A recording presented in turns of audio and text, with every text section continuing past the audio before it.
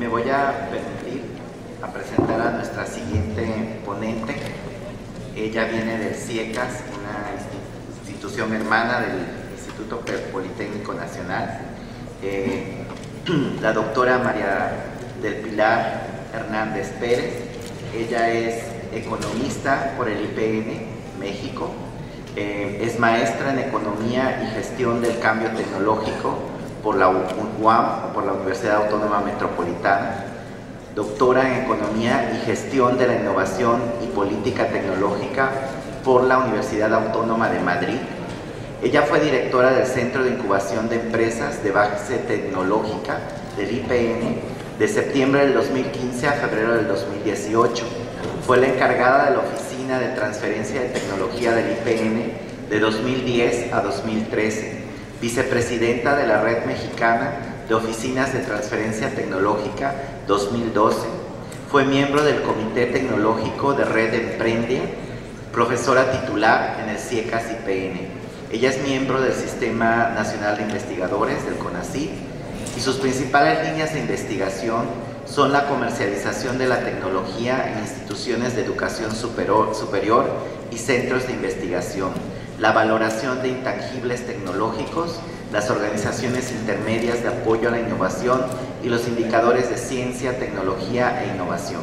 Ha presentado más de 20 ponencias en congresos nacionales e internacionales, ha dirigido 15 tesis de maestría y tiene publicaciones recientes en el área de marco legal, transferencia, innovación y emprendimiento. Ha publicado diferentes investigaciones y me voy a permitir cederle la palabra a la doctora para continuar con el programa. Adelante.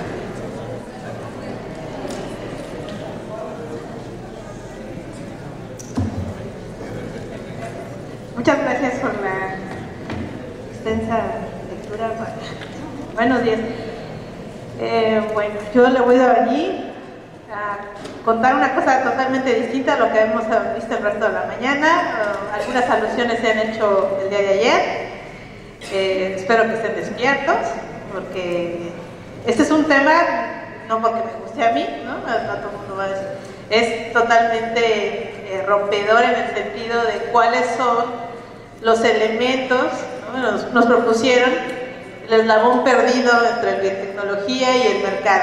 Bueno, habíamos visto comercialización, voy a explicar por qué es comercialización, ¿no? Antes que nada, bueno, agradecer a los colegas de CIDIR la invitación. Es muy importante para nosotros hacer este proceso de, les digo que es evangelización. Van a saber por qué, es largo de explicar, pero bueno. Lo primero que tenemos que tener en perspectiva es que lo más importante, todo el mundo, los que nos dedicamos a estudiar, tenemos en perspectiva que lo hacemos por algo y no necesariamente está ligado con un objetivo económico, ¿no? Queremos aportar a la sociedad. Entonces, el progreso, dicen, es cuando realmente ponemos la tecnología al servicio de todos. Y ahí está ligado con el lema del Instituto Politécnico Nacional. ¿Alguien se lo sabe?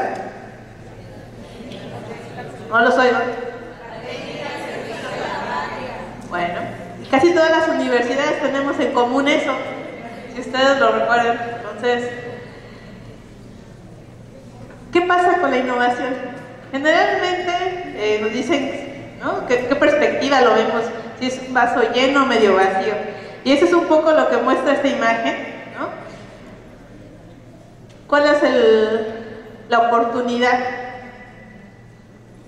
Y no hay que ser mucho, poner doctorados para eso, ¿no? Eso también es importante. Por esta diapositiva me trajo Ignacio, entonces espero que les guste. ¿Cuál es lo primero cuando estamos hablando de innovar? Es una concepción de cuál es el paradigma en el que estamos hablando, ¿no?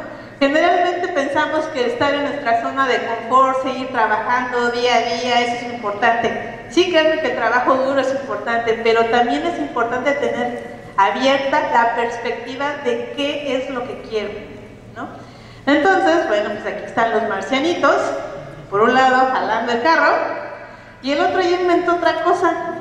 ¿Quién creen que llegue primero? ¿No? Bueno, hay que reflexionar sobre eso. ¿Cuáles son las fuentes de las invenciones? ¿Alguien me puede decir que para empezar su proyecto de investigación, quién revisó una base de patentes? Para estudio del arte, ¿qué hicieron? Revisaron libros, capítulos, literatura. ¿Y las patentes? ¿No es conocimiento? Bueno, son preguntas que vamos a ir dejando. Esta es una plática provocadora, ¿eh? Yo eso le dije a los coordinadores. La otra pregunta es, ¿qué queremos hacer con las invenciones? ¿Para sacar 10 en la materia? ¿Sí? ¿Para tener el título guardado ahí en casa de los papás? ¿Conseguir un empleo? ¿Para guardarlo en la gaveta? ¿Para qué lo queremos?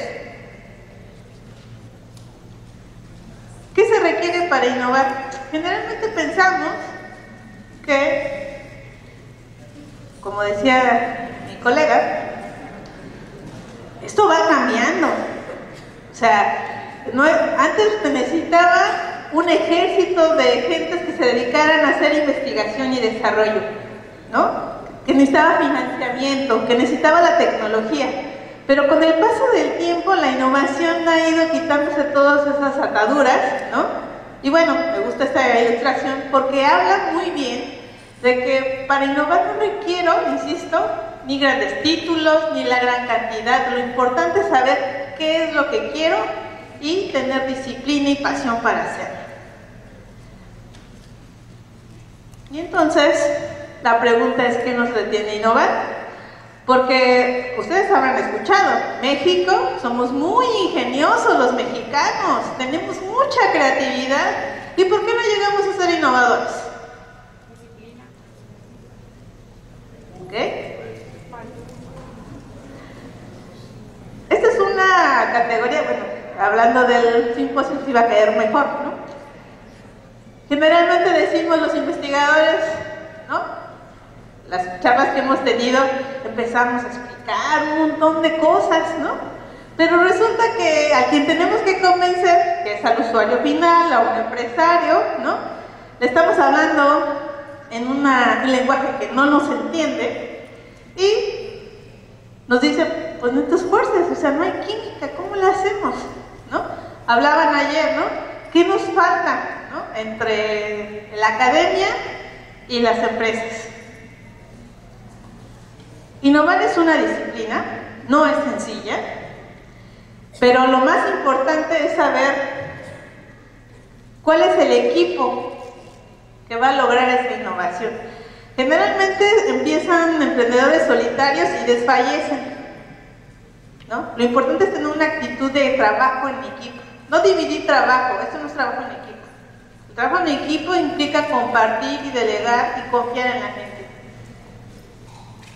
Encontrar quiénes nos van a ayudar y cuál es el contexto que me va a ayudar. ¿Alguien de ustedes sabe que, por ejemplo, todos los gobiernos estatales tienen recursos específicos para los emprendedores? ¿Y quién los usa? ¿Alguien ha sido concursar para algún fondo? ¿No? Fíjense. Innovar requiere pasión, ¿no? Les digo yo a mis alumnos, ¿no? Cuando uno sueña, come y vive todos los días pensando en el tema de investigación, ya vas a acabar la tesis. Para el emprendedor es exactamente lo mismo, ¿no? Tengo que tener claro que mi producto va a llegar al mercado. Es un proceso de aprendizaje continuo, ¿no? Me decía unos amigos, bueno, es que yo estudié un doctorado, ¿no? Pues sí, pero el doctorado no te sirve mucho para emprender. ¿Por qué? Porque tienes que hacer ventas, tienes que hacer relaciones humanas, tienes que saber gestionar a la gente. Y eso no nos lo da el doctorado. Y miren que se supone yo estudié gestión de la innovación, ¿eh? Y tampoco. O sea, eso se va aprendiendo. ¿Cuál es el efecto que tiene la innovación? Pues muchos efectos positivos. Hay muchos ejemplos. No solamente en Estados Unidos, incluso en países como la India, en Perú. Ser innovador no es una cuestión de tener dinero ni de vivir en los mismos países desarrollados, ¿no? Hay algunos conceptos, como se llama la innovación frugal, que está basada en atender necesidades con lo mínimo, ¿no? No tenemos que tener, insisto, los grandes laboratorios ni la gran infraestructura para hacer innovación. No es sencillo, ¿no? Nos quitan de una zona cómoda, ¿no? Los resultados son conocidos, ¿no? Si yo voy caminando, pues tengo una carrera, voy a llegar, aunque sea paso lento. Pero el emprendedor son cosas nuevas, hay riesgos, los resultados son inciertos, es una zona incómoda, no a todos nos gusta ser emprendedores. Y emprendedor no es solamente aquel que genera una empresa, el emprendedor es aquel que está solucionando dentro de organizaciones proyectos nuevos, ¿no? Hace rato que decían que el jefe Nacho, sí, es un emprendedor, dentro de su organización es un emprendedor, así veámoslos todos, ¿no? ¿Y qué hacemos con todo ello? Valorizamos el conocimiento. Lo más importante es qué queremos hacer con el conocimiento que vamos acumulando, porque desde que empezamos la escuela estamos acumulando conocimiento. ¿Cuál es la diferencia entre la sociedad de los 80s que acumulábamos? Vienen las TICs, dicen que es la sociedad de la información. ¿Y qué va a pasar? Me dicen mis alumnos, ¿nos van a reemplazar los robots? ¿Ustedes qué piensan? ¿No? ¿Las máquinas piensan? Va a decir inteligencia artificial, pero todavía les falta, ¿no? ¿Qué tenemos que hacer? Aprender a ser creativos, a proponer nuevas soluciones. Eso es lo más importante, valorizar el conocimiento. Esto es un esquema que me gusta, es un cartón, porque habla de cómo es el ciclo de la innovación. Generamos una idea, bueno, aquí es un juguete, ¿no? Imagínense, yo pienso que eso es lo que se va a vender. A todo el mundo nos gustaría un robot, ¿no? Enseñar a los niños robótica a través de un juguete. Y generalmente un emprendedor piensa que las restricciones de capital son lo más importante, por eso está ahí. Sin embargo, conforme va pasando el tiempo, no es un proceso secuencial, pero todos los elementos que están aquí incluidos afectan, ¿no? Desde cuál es la viabilidad comercial, si estoy invadiendo o no, no sé, tengo un nombre y quiero registrarlo así y resulta que ya la marca ya la tiene Mattel o alguna empresa grande, pues tengo que buscarle algún nombre, ¿no? Las patentes que llevan embebidas. ¿Y cuál es la indecisión de la gestión? Generalmente un emprendedor piensa que él es el que va a llevar adelante ese proyecto. Sin embargo, es muy difícil, está demostrado en muchos casos en la literatura, que un emprendedor solo puede llevar el proyecto al mercado, ¿no? Entonces, tienes que decidir entre ceder a alguien que tenga las ganas de ser un campeón y llevar el proyecto al mercado, y que tú te dediques a generar las ideas. Eso es muy difícil, ¿no? El reconocer que un emprendedor no puede saber todas las áreas de una empresa, que es la gestión de las ventas, hacer la parte técnica, es muy complicado, los hay, ¿no? Pero esos son muy difíciles de encontrar. Y también, bueno, una vez que ya está probado que técnica y económicamente va a solucionarse, pues hay que escalar, ¿no? ¿Para qué? Para que al final podamos lanzar el producto. Va a ser lo mismo, pero transformado, ¿no? Entonces el ciclo es largo. Bueno, esto les traje un ejemplo, que es para el sector de tecnología, es más o menos similar. Exploramos cuáles son las ideas, cuáles son esos ejes estratégicos que puede haber en el desarrollo de la ciencia, cuáles son las necesidades de la sociedad y cómo hacemos para generar esas nuevas ideas. Por eso les hablaba yo de las patentes.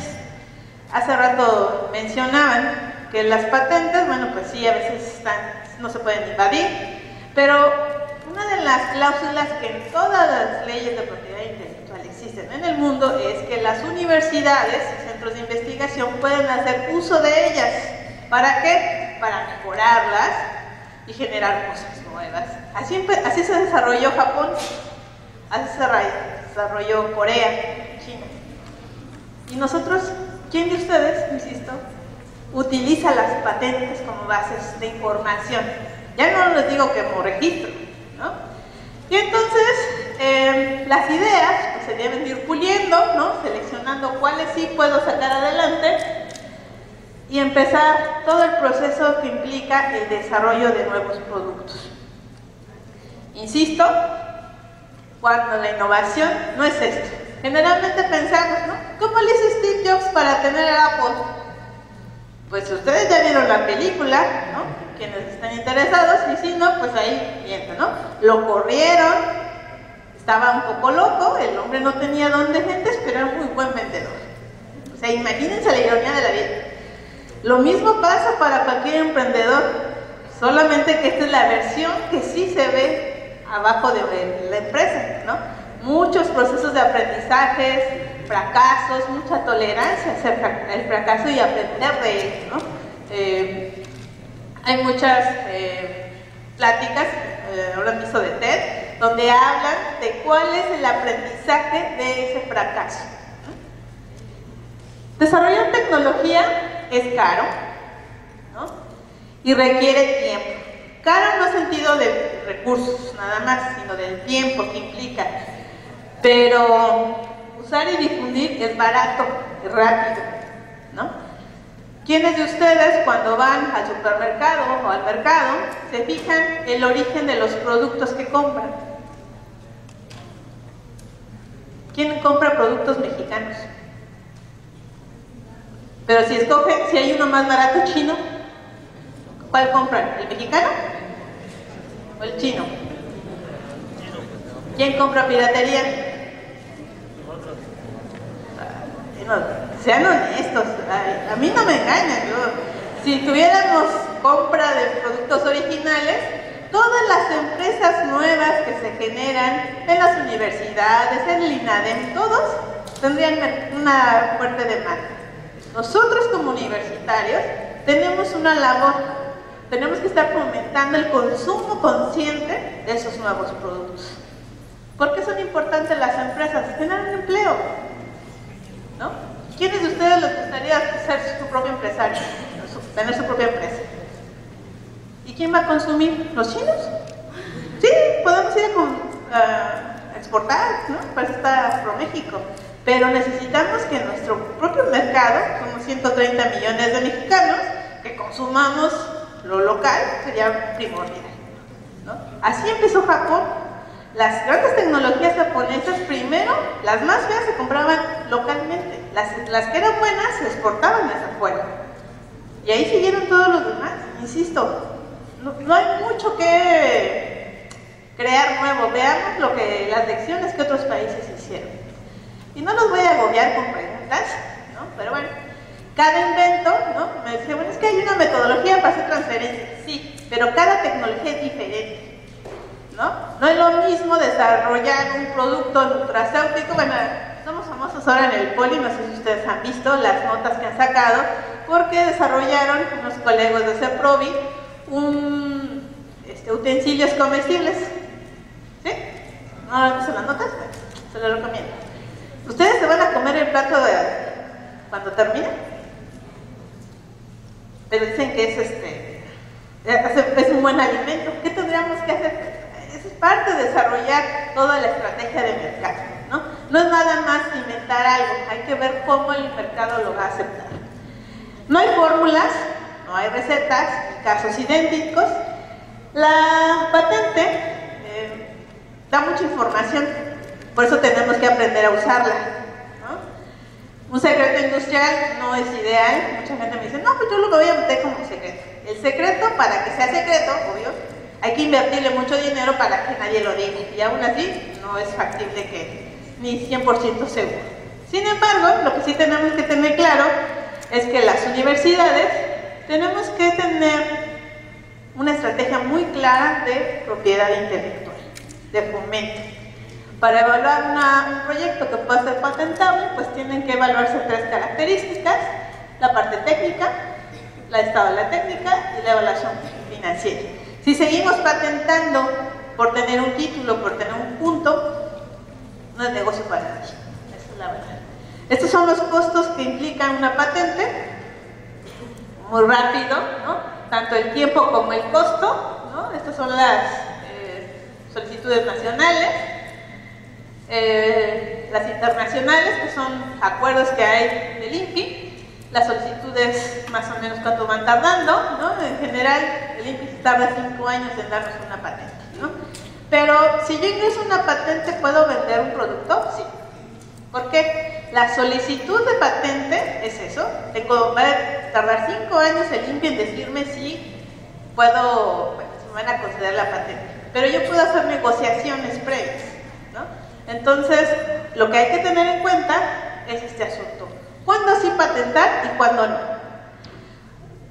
¿Cuándo patentamos? Cuando prevenimos ser copiados, ¿no? Que nos vayan a hacer ingeniería de reversa, cuando hay alta competencia tecnológica, cuando hay presencia de innovaciones radicales y aumentar el valor de la invención, ¿no? Una patente es como una factura. Si yo vendo un auto con factura, ¿cuánto valdrá? Unos 300,000 pesos, ¿no? Pero si lo vendo sin factura, ¿cuánto vale? Un tercio de su valor. Eso es una patente. Es un título que me ampara que ese conocimiento que yo desarrollé vale.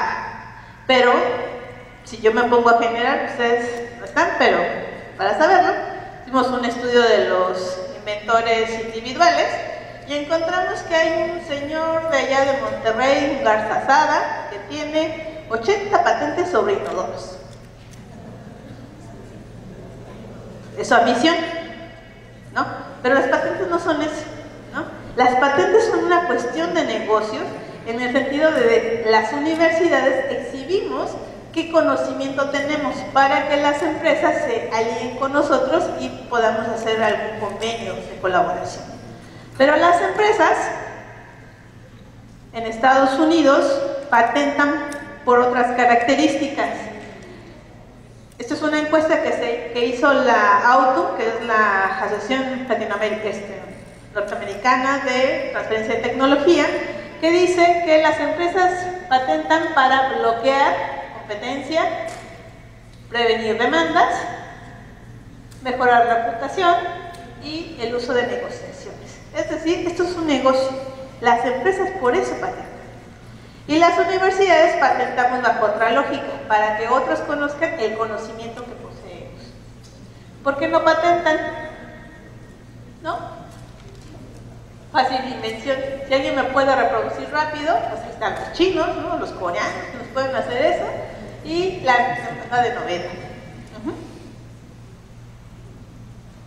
¿Qué puedo hacer con un invento? Hay 5 canales en general. Una, la más fácil, es la venta de la propiedad intelectual. Alguien llega y les dice, ¿sabes qué? No sé, en algún congreso.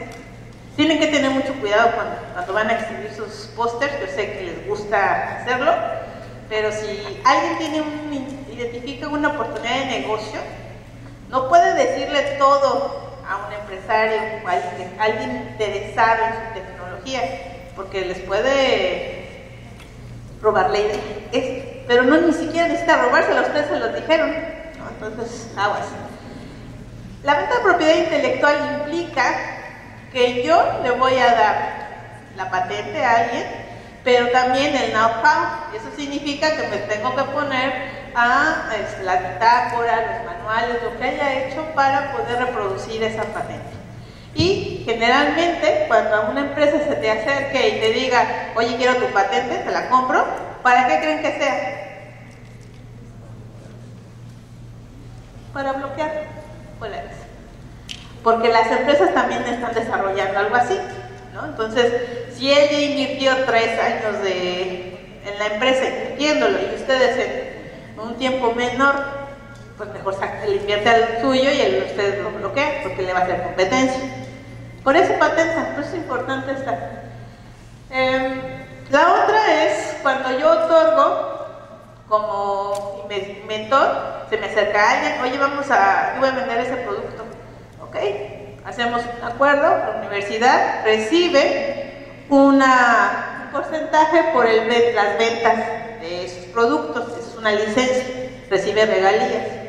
El otro es, les comentaba, si alguien se me acerca, oye, ¿por qué no podemos hacer esta aplicación para acá? Ah, bueno, pues eso es una alianza estratégica y la mejor de todas, y no es porque sea yo proponente de esto, pero la formación de nuevas empresas es lo más difícil, ¿no? ¿Cómo hacemos para que alguien no se haga rico nada más, ¿no? Que seamos nosotros los investigadores, ¿no? Voy a ir un poco de tiempo, así que Nacho me va a tener que decir cómo vamos. ¿Por qué? Ay, ¿qué creen? Todos quisiéramos hacer esto, ¿no? La alquimia para generar dinero. ¿Ya? Por eso cuando me decía Nacho, el eslabón perdido, ¿será esto lo que queremos? Porque estábamos hablando del eslogan del Poli, ¿no? Y de las universidades, que el progreso para todos, ¿no? Entonces, resulta que pues tenemos por un lado la academia y por otro el sector público, productivo y social. ¿Y esa cadena quiénes la componen? Pues no el científico loco, ¿no? Que está creando cosas y opera loca, ni el señor regañón que dice el productor que nada más yo quiero mis productos y la universidad no se pone las pilas, ¿no? No, no se trata de eso. Todos tenemos diferentes perspectivas de lo que queremos, ¿no? ¿Cómo hacemos para conciliar, por un lado, los hallazgos de la academia versus lo que requiere la sociedad y las empresas? Es generar una cultura de innovación. Ese es el eslabón perdido, ¿no? ¿Cuántos de ustedes todos los días platican, no de lo que chatean en Twitter, ¿no? O sea, ¿qué nuevos hallazgos? ¿Cómo podríamos proponer cosas nuevas, ¿no? Digo, está bien, venimos a un evento y platicamos, pero tendríamos que hacer cosas más creativas, más innovadoras, ¿no? Por eso les decía que lo más importante cuando nosotros, ustedes saben del caso de Gatorade, ¿no? De la Universidad de Florida, es una spin-off, ¿no? Hasta la fecha, la Universidad de Florida recibe regalías porque Gatorade es una empresa spin-off de ella y recibe incentivos. Y no es la Universidad de California, Stanford recibieron en su momento también beneficios de haber desarrollado Hewlett Packard, Apple, todas esas, ¿no? ¿Alguien me puede decir cuál es el producto que venda la UAS, el Politécnico? Y no se vale que digan que son las gelatinas dietéticas. ¿Cuál es el producto que queremos, emblemático, que digan, mi universidad hace esto? Las spin-off son la punta del iceberg. Abajo tenemos una cultura emprendedora que todos los días se debe ir alimentando. ¿Cuáles son esos mecanismos para fomentar la transferencia? Y lo más importante, los incentivos al emprendimiento, ¿no? En la mesa de más tarde vamos a platicar un poco más. ¿Y cuáles son esas políticas públicas que fomenten, ¿no? Las nuevas empresas rejuvenecen el tejido productivo. No es lo mismo hablar de una empresa que se dedica, que decía Fox, ¿no? Un changarro es alguien que vende tamales, sí, pero no es lo mismo vender tamales así afuera de la esquina a una empresa que se dedica a tamales empacados en el súper. El valor agregado es distinto, ¿no? Nada más por eso. Pero, ¿y eso es tecnológicamente avanzado? ¿Qué tecnologías van embebidas, ¿no? El proceso de desarrollo de una empresa, pues tampoco, no es solamente la parte tecnológica, incluye elementos de cómo hacer el prototipo, cómo lo prueba en el mercado, cómo lo lanza efectivamente al mercado, ¿no? Lo importante es llegar acá, es un embudo sí, pero como veíamos, se va desenmarañando un poco la línea hasta el final, ¿no? Me voy a concentrar en esta diapositiva, porque generalmente en la academia, pues hablamos mucho, ¿no? Por eso dice que no puedes decirle a la academia qué hacer, porque es como arriar gatos, ¿no? los gatos no se arrean, los gatos tienen una independencia brutal. Entonces, ¿cómo hacemos para hacer atractiva a la academia que se dedica a solucionar los problemas al sector productivo y social? Es la pregunta. Los retos, pues hay muchos, ¿no?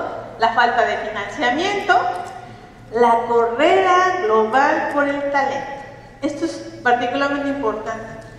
Tenemos un programa de becas, yo también recibí una, muchos de aquí también, el CONACYT, para irnos a formar fuera, pero realmente no tenemos una estrategia para atraerlos. ¿Cuál podría ser esa? Pues generar esas empresas que estén demandando ellos, ¿no? Los mandamos a las grandes universidades a aprender nuevas tecnologías y no las aprovechamos, ¿no? Un poco lo que decía nuestra colega anterior, ¿no? ¿Y cuál es el reto? China crece más rápido que Estados Unidos y México ocupa el lugar 58 en el índice global de innovación. Estamos en el hoyo, ¿no? ¿Qué vamos a hacer? ¿Vamos a poner a llorar? No, vamos a ponernos a hacer algo, ¿no? La gestión de la innovación se trata de la gente, no es solamente la tecnología, eso es un resultado. Si la gente trabaja en forma colaborativa, por eso me gustó mucho la propuesta que trajeron aquí, porque eso es lo importante. El Valle de la Muerte, ¿no? Habrán escuchado mucho eso. Cuando nacen las empresas pasan 3 años en lo que es el Valle de la Muerte. Muchas se mueren en el camino porque no logran sostener sus ventas. Al principio pues le vendo a mi familia, ¿no? Y menos, ¿no? Pero mantenerlo es lo difícil. Entonces, ¿qué necesitamos? Enfocarnos, ¿no? Más y buscar inversión. Inversión hay muchas formas, ¿no? Y es también vender ese proyecto.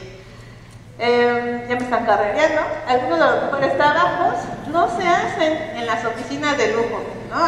Alguna vez me llegó un emprendedor y dice que yo necesito una oficina maestro, si Bill Gates empezó en un garage, por favor, o sea, ¿no? Entonces las grandes ideas, incluso ahora se usan las oficinas virtuales, no necesito un local como tal, ¿no? Y siempre piensa en el cuadro grande, no vea solamente un punto del cuadro, hay que verlo en grande. Y bueno, hay que hacer las preguntas correctas. Y ese es el ecosistema en el que estamos rodeados. Me hubiera gustado pasarles otro video, pero como no voy a tener tiempo, me voy a enfocar ya en la parte final, bueno, esto ya lo he conversado, de cuáles son los diferentes estadios que debe pasar para que se lleve, ¿no? Desde la idea hasta el desarrollo y finalmente el lanzamiento del producto. ¿Dónde empiezo? ¿No? Si quiero hacer una empresa, es un proceso, sí, y hay que ser metódico y organizado. No se vale que es que me sale el producto a la primera.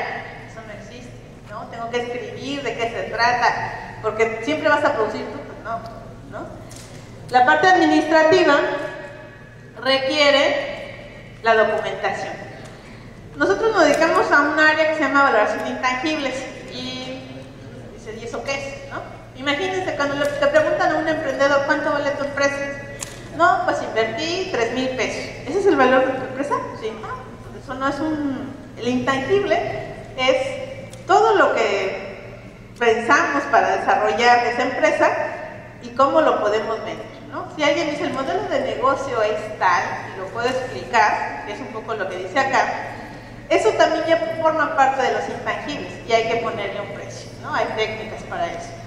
Lo primero, entonces, es iniciar los trámites, pero al mismo tiempo plasmarlo en un plan de negocio, lo que ayudará a generar confianza, buscar nuevos inversionistas y lo más importante es piensa, planifica y luego actúa. No siempre necesitamos, insisto, el recurso. Y bueno, yo lo voy a dejar aquí para dejar las preguntas y respuestas. Muchas gracias.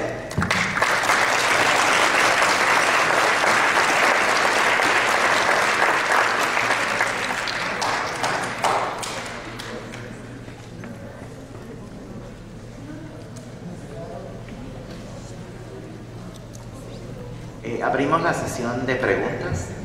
La doctora Mayra de la Torre. ¿Se oye? Sí. Solo quiero hacer una observación. Cuando me gustó mucho su plática, Cuando comenta lo de la academia es como organizar un grupo de gatos, hay algo que se nos olvida. Eso es válido para las instituciones autónomas, pero para aquellas que tenemos una cabeza de sector, no. ¿Quiénes tenemos cabeza de sector? INIFAD, que es la Secretaría de Agricultura, el Sistema de Tecnológicos Nacionales, que es la SED, los centros públicos de investigación, que nuestra cabeza de sector es CONACYT. Entonces, aunque seamos académicos, tenemos libertad para movernos dentro de las prioridades y los ejes que señala la cabeza de sector. Entonces no podemos hacer lo que nos dé la gana. Gracias.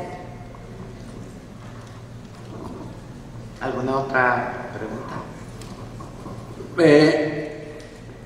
¿No deberían las universidades en su plan de estudios incluir cómo hacer un emprendedor? O sea, los planes de estudio de las escuelas, sobre todo las escuelas de comercio, se relacionan más con enseñar para buscar trabajo, ¿no?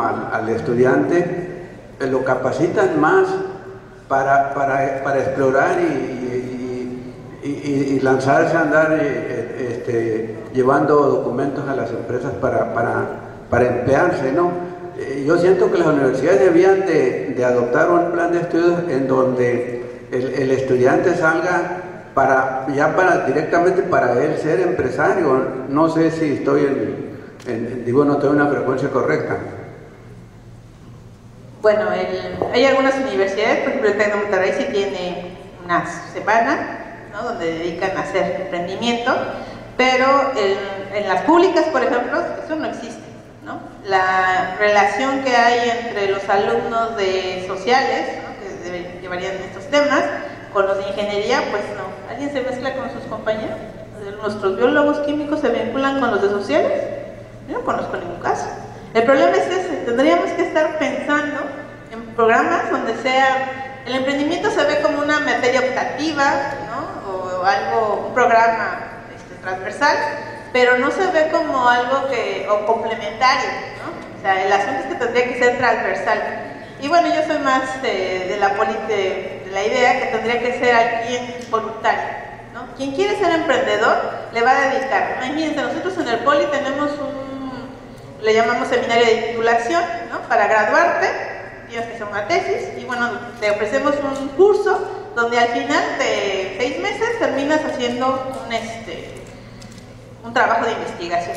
Si ese trabajo de investigación lo dedicamos a hacer emprendimiento, sería fenomenal, pero no ha habido tanto éxito, ¿no? Tenemos algunas escuelas que sí lo han incorporado, pero son modelos que deberíamos de estar, tampoco movemos las currículas tan rápidamente, ¿no? Entonces, sí es un tema que deberíamos estar incorporando.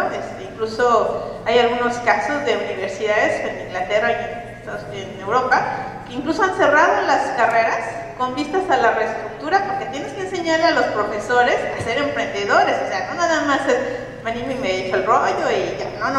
O sea, el profesor debe de asumir prácticas docentes que realmente lleven a emprender, ¿no? Entonces, me parece que es una transformación lo que tenemos que hacer, y no ha habido tantos éxitos tantos ejemplos como quisiéramos. Pero ahí hay que considerar que las universidades tienen profesores para enseñar digamos, vamos a decir, para ser empleados, no los estudiantes. ¿No debería considerarse ahí que la universidad tuviera como profesores o como docentes a empresarios, que sean empresarios los que fueran a capacitar a los estudiantes para ser empresarios, sí, para salir de la escuela ya con la visión y con la intención de explorar? Invitar a los empresarios a dar clases me parece que sí, ¿no? Pero tendrían que ser más flexibles, o sea, en horarios que ellos puedan. Hay mucha gente que sí hace voluntariados, ¿no?, para eso, pero obviamente es un proceso. Todas las universidades necesitamos ir haciendo este tema debería estar en boca de todos, ¿no? Yo, por ejemplo, cuando estábamos en la INADEM, en algunas reuniones que nos invitaban, le digo, ¿por qué no se enfocan a las universidades, no? Y no, ellos lo hacían como programas O sea, si lo vemos en perspectiva, no hemos asumido el rol del emprendimiento dentro de uno de los ejes educativos, si esa es la pregunta, ¿no? Entonces, yo creo que estamos en un momento, ¿no?, de poder discutir si vamos a seguir con las mismas métodos educativos, ¿no? Y pese a que esto en otras culturas es muy normal, ¿no?, porque los anglosajones son más abiertos al emprendimiento, nosotros las culturas latinas tendríamos que asumirlo con mayor arraigo, y eso no lo hemos logrado. Gracias. Si ya no hay preguntas, me voy a permitir entregarle a la doctora Pilar una constancia en agradecimiento a su participación, y tenemos... Bueno,